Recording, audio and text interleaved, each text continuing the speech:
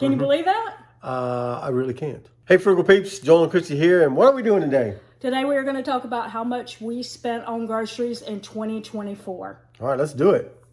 All right, so let's talk about how much did we spend on groceries in 2024.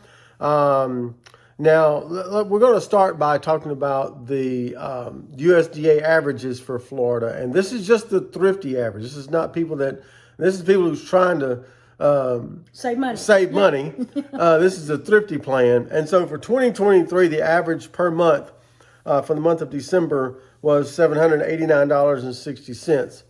The average in December of 2024, they said, should have been $804.40. Now, the numbers depended upon the number of people in your family, the ages of the people in your family. And so we have 3 adults in our family.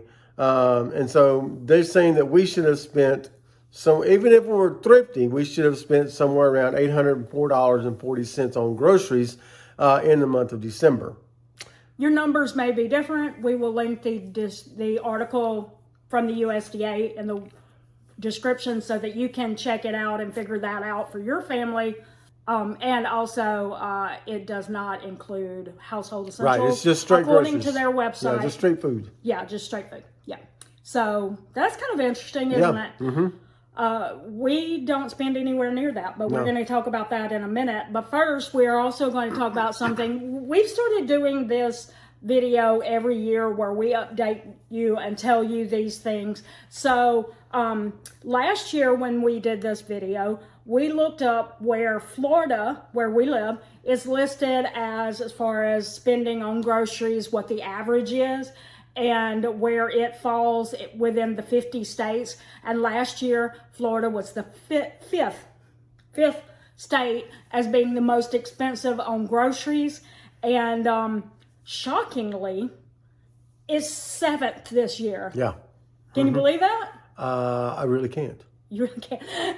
It ironically was 7th, and I guess the 2 states that pushed it down was Mississippi, which is now 5th, and Washington State, which is the 6th. Very shocking, and it is actually very hard for us to actually see that because our home state is Mississippi. Our family still lives in Mississippi, so it was really hard to see that they're actually paying more for groceries than we are in Florida. Their minimum wage has not kept up with Florida. So we know that it's got to be hurting them even more than it does people who live here in Florida. So that was painful. It was like, but according to the websites, these information ones, which we will link one down in the description if you want to see where your state is on the list. According to that, the average that a person spends per week in Florida is $287 per week. Mm-hmm. I don't know how big of families they were looking at when these were done. Maybe 4 members. I have no idea. You know, and there's always like varying, right? Like it's an average. So if your state doesn't have many grocery discount stores or Aldi's or Lidl's or something like that, that's more on the cheaper side of groceries, then the prices might be higher because you don't have as many options. Mm-hmm. And then obviously, you know, when you factor in people who may buy more of their groceries from Whole Foods, Trader Joe's, which may be cheaper than Whole Foods, but it's still a little bit more than going to Aldi, you know. Mm-hmm. And then, you know, or any other of the kind of fancier grocery stores, kind of, or Publix even is more expensive than like an Aldi. Like when you average that in, that may be one of the reasons why those prices are higher on the average. But overall, if the more options you have with groceries, the more that may lower the amount that you spend. And that may have been one of the things, like Florida was actually $287 last year. It was $287 this year. So that had been a big change. And like we said, with Mississippi, it went up higher than it was last year. And they have very few stores like Aldi's. So they're starting to open them, though. the town that his mom lives in and the town that, well, no, it's not the close town that to- my family they're lives, close, but yeah. it's like the town right next to them now has an Aldi. So that's 2 Aldis that have opened up in their area in the last like year and a half. So maybe they'll start seeing some of these prices lower for them. But it like we said, our point is just that you have to take into account that there's people who may not be worried about their spending being added into that, or who don't have the same options who are being added into it. But $287 per week Yep. to us is a lot. a lot. And you'll know why in just a minute, because we're about to tell you how much did we actually spend. Yep. In 2022, on average, we spent $391.92 per month on groceries. That's just on groceries, just on food items. In 2023, on average, we spent $356.12, which is $35.80 lower than we did in 2022. Oh, by the way, this is per month. I Yeah. don't know. Just month. making sure we said that. And then in 2024, on average per month, we spent $349.81 on groceries. That's about $42 less than we spent in 2022, and $6.31 less than we spent in 2023. Yeah. Just as a note, we did not count December in our budgeting for the average Yep. for 2024. And that is because if you go back and watch this video right here, we talk about how we didn't budget anything in December. Nope. Because there were several reasons, but also we used rebate offers from apps that we had already like cashed in. We cashed in on Ibotta and a couple of other things so that we didn't have to actually budget cash money in our budget for it. So it was a wash. Like we didn't spend more than the rebates that we cashed out. So we didn't want to make it look like we saved even more money per month. So we only went January to November Yep. as an average. Yeah. Okay. All right. So we want to quickly tell you a few of the things that we do that save us money. And so quickly, 1 month hauls. We can link some grocery saving videos in the description if you want to check out how we do any of this stuff. But we do 1 month hauls. We meal plan. We do inventory and freezer and pantry inventories before we ever go shopping. Yep. In other words, we shop at home first. Yep. We make things from scratch. Yep. A lot of things like where people are looking like, how am I going to find a good deal on this? We just make it from scratch. And so there's a lot of things that we don't actually buy in the stores because we have ingredients at home that we use to make those items. Yep. What does that say? Decrease snacking. We continue to decrease snacking. Yep. I know he has cut out a lot of stuff, and we've talked about that Yeah, before. if you scroll back to a bunch of video way back yonder, I was buying sometimes 1 and 2 bags of chips, Cheetos and Cheetos and Fritos every haul. So at least once or twice a month, probably. So, Right. and I'm not doing those anymore. So. Right.